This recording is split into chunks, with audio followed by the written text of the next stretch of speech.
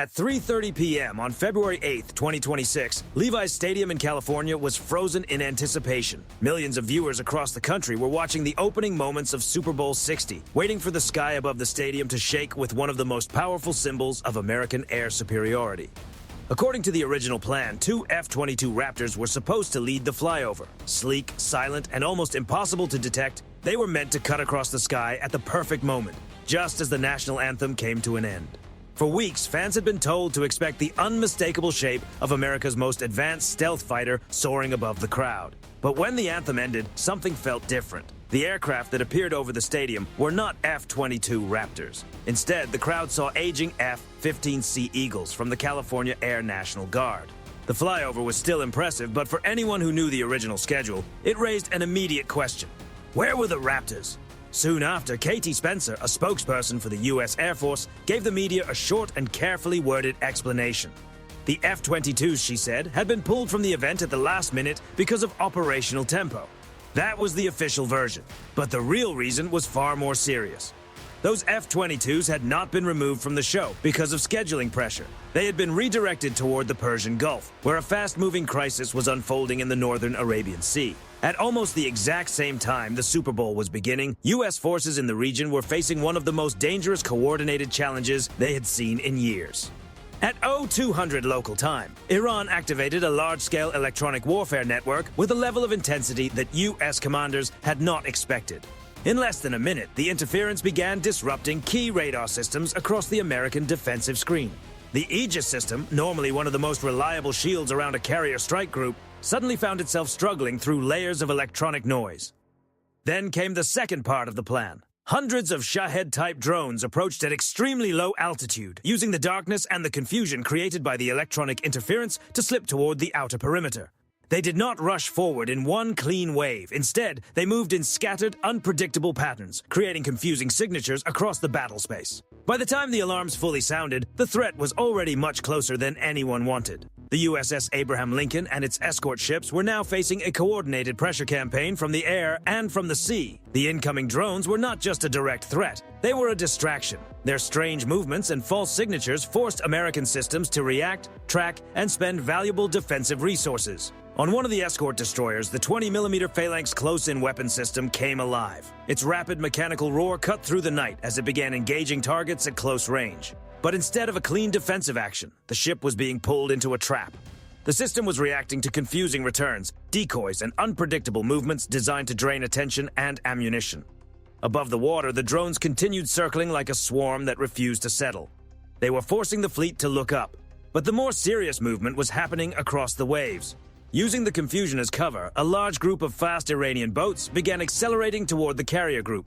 Painted dark and operating under strict emissions control, they kept their transmitters off and avoided using active radar. They did not need to broadcast their position, they only needed to follow the flashes, heat, and activity from the American ships. Their distance continued to close. At 40 nautical miles, the situation was tense. At 30, it became critical. If those boats reached short range in large numbers, the defensive systems around the carrier would be forced into a nearly impossible situation. The U.S. fleet was already spending expensive interceptor missiles against low-cost drones, exactly the kind of economic pressure Tehran had likely hoped to create. Every missile fired meant one less cell available later.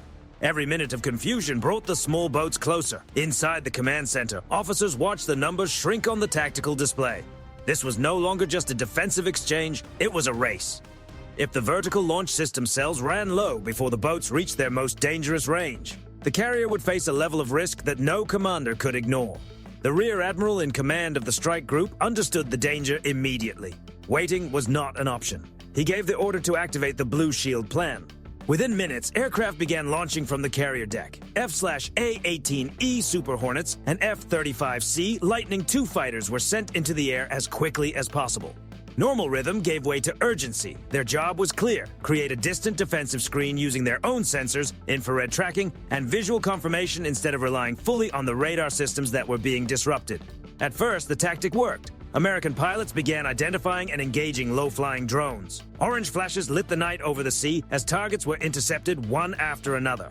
The Super Hornets pushed lower, using their guns and short-range weapons against the forward elements of the fast boat formation. For a few moments, it looked like American air power was beginning to regain control.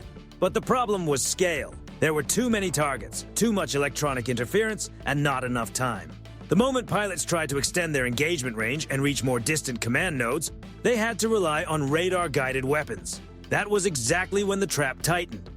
Iran's electronic warfare network shifted patterns, moving through frequencies in a chaotic rhythm that made stable locks difficult to maintain. Several radar-guided shots lost effectiveness shortly after launch. Some wandered away from their intended paths. Others were defeated by countermeasures. The pilots could still fight, but the long-range picture was becoming unreliable.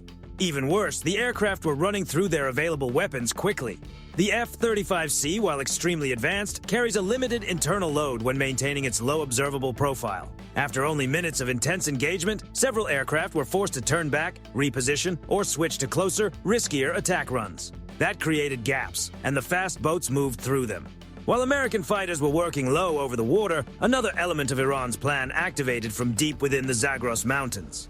High-powered VHF early warning radar systems came online. Their long wavelengths were not designed to provide a perfect firing solution, but they could reveal enough of a stealth aircraft's presence to make the pilots uncomfortable. Inside American cockpits, warning systems lit up. The pilots realized they were being tracked. Moments later, Iranian Bavar 373 air defense batteries launched a coordinated salvo of Sayed missiles toward the aircraft operating above the sea. The missiles were fast, aggressive, and aimed at breaking the American fighter screen rather than striking the carrier directly. The F-35C pilots were forced into defensive maneuvers. They released countermeasures, dropped external tanks, and dove toward the surface to break the tracking picture. The move protected the aircraft, but it also tore open the defensive formation. For a brief but dangerous moment, the air above the carrier group was no longer fully covered. That was the moment the fast boats had been waiting for. Dozens of them accelerated into the blind spots between the escorts, charging across the waves while the American ships worked through the radar interference and the remaining drone clutter. The range was now closing so quickly that commanders were measuring the problem in seconds, not minutes.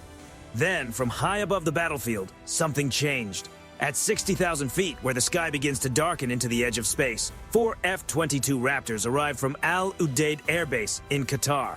They had been refueled in the air by KC-46 tankers and had maintained a high-speed approach without announcing themselves to the battlefield below. They did not enter like ordinary fighters. They arrived like shadows. Too high to hear clearly, too fast to react to, and too difficult to track with confidence, the F-22s approached the crisis from above and began doing what they were built to do best. They did not immediately dive into the chaos. They did not waste time chasing every individual drone or boat. Instead, they turned the battlefield into information. Using their passive sensor systems, the Raptors began collecting electronic signals from across the region. Every radar pulse, every control signal, every burst of communication became part of a growing picture. Their onboard systems analyzed the patterns, triangulated likely source locations, and began identifying the most important nodes behind the attack. The F-22s were not just fighters in that moment. They became airborne command platforms. Through secure data links, they passed precise target information to F-15E Strike Eagles flying low over the sea behind them. Those aircraft were carrying large numbers of precision-guided rockets, perfectly suited for engaging small, fast-moving surface targets. The result was immediate. The fast boats that had been racing toward the carrier suddenly began erupting across the water one after another. They had not seen the aircraft guiding the response. They had not heard the Raptors above them. They only saw the surface around them light up as the American counterstrike unfolded with sudden accuracy. At the same time, the F-22s pushed targeting data back into the naval network. The American destroyers, now receiving cleaner information, began responding with renewed confidence. Tomahawk cruise missiles were launched toward radar and command sites connected to the electronic disruption. The strikes were precise, aimed at disabling the systems enabling the pressure campaign. One by one, the radar vehicles and supporting nodes hidden near the mountains were hit. Iran's carefully layered plan was being taken apart from the top down by aircraft they could not easily locate. The siege was beginning to collapse. But Tehran had one final card to play. From deep inside the Zagros Mountains, hardened launch sites opened and 3 Fateh-2 hypersonic ballistic missiles rose into the sky. These weapons were among Iran's most advanced systems, designed for extreme speed and complex flight behavior. Their purpose was clear. If the carrier could not be overwhelmed by numbers, it would be threatened by speed. An E-3 Sentry early warning aircraft detected the massive heat signatures almost immediately. The alert spread across the network, hypersonic inbound. The time window was brutally short. Once the missiles completed their boost phase and reached full speed, interception would become far more difficult. The Aegis system, still recovering from the earlier disruption, had only a narrow opportunity to respond. At 60,000 feet, the F-22 squadron leader understood the situation faster than anyone else. The best chance was not to chase the missiles later. The best chance was to stop them early, while they were still climbing, still heavy with fuel, and not yet at their most difficult stage of flight. Two Raptors broke from formation. They dove from the high sky, engines pushed to maximum power, accelerating hard as the air thickened around them. Their speed climbed past Mach 2. The aircraft were using their altitude, speed, and position to give their missiles the greatest possible energy at launch. Their infrared sensors locked onto the bright heat trails rising from the mountains. At long range, the Raptors released a salvo of AIM-12OD missiles. The AMRAAM streaked forward, boosted by the speed and altitude of the launching aircraft. They raced toward the climbing ballistic missiles, aiming not for a perfect chase, but for a precise intercept during the most vulnerable part of the launch. On the E-3 radar display, the operators watched in silence. 1 second passed, then another, then a third. Two of the rising missiles vanished from the screen, replaced by expanding clouds of debris high above the mountain range. The impacts had struck during the boost phase, creating massive aerial bursts before the weapons could reach their intended flight profile. The third missile, thrown off by the disruption and shock of the nearby impacts, lost stability. Its path twisted, its control failed, and it fell harmlessly into open desert. The message was unmistakable. The threat that had been presented as nearly impossible to stop had been interrupted before it could fully develop. Across Iranian command channels, the shift was immediate. The remaining boats began turning back toward port. Air defense radars that had been active minutes earlier quickly went silent. Mobile systems started pulling away from exposed positions, retreating deeper into protected areas. The battlefield, which had been full of signals, motion, and pressure only moments earlier, suddenly became quiet. High above, the F-22s did not celebrate. They did not circle for show. Their fuel levels were low after the high-speed maneuver, and their mission was complete. One by one, they moved toward the waiting KC-46 tankers near the edge of the operating area, refueled, and disappeared into the night as silently as they had arrived. Below them, the USS Abraham Lincoln remained intact. Its escorts reformed around it. The carrier continued on its course, the American flag still visible above the deck, moving through the dark water as if the entire encounter had been just another classified line in an operational log. Back in the United States, the Super Bowl ended with celebration, noise, and bright stadium lights. Fans left Levi's Stadium with no idea that while they had been watching the biggest sporting event of the year, a crisis had been unfolding thousands of miles away. The Pentagon said very little.